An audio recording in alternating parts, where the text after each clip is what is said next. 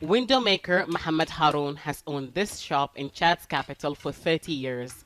He says many historic events have happened during that time, but one event stands out that he can't forget. February 2nd, 2008, when a rebel coalition entered Ndjamena and fighting reached the presidential palace. It was the worst day. We were all afraid that we were not going to live because there were bombs being dropped on us and on our neighbours.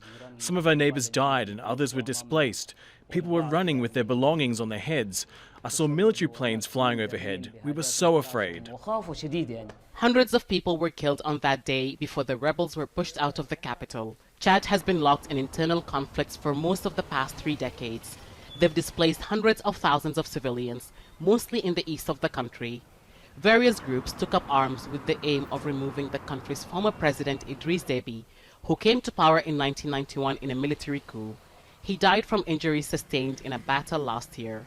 His son, 37-year-old Mohammed Déby, took over and heads a 15-member military council. He wants to talk to the armed groups in the country. Now Qatar is acting as a mediator between the two sides. But some opposition groups are critical of the talks even before its launch. What we see happening between the Transitional Military Council and the so-called armed groups will not bring any result and is a waste of time. The military is not serious because the timing's wrong, and the Military Council's not sending any one of its 15 members to dialogue. It's sending former officials who are not neutral and have sided with the military against the armed groups. 12 armed groups will be part of the talks, but they're not the only ones currently active in Chad. Front for Change and Concord, the group the government was fighting when President Idriss Déby was killed, has set conditions before it begins negotiations.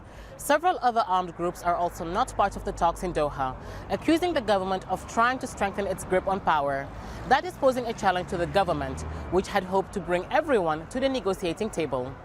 Some analysts say the resistance of those armed groups is a threat to Chad's long-term stability.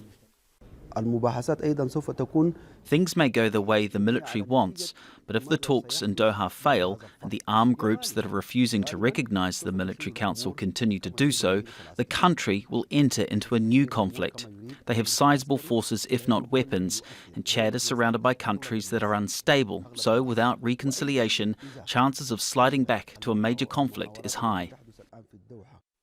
Mohammed fears conflict too, but hopes negotiations in Qatar can lead to long-term peace and security in his homeland. Hiba, Aljazeera, Ndjamena.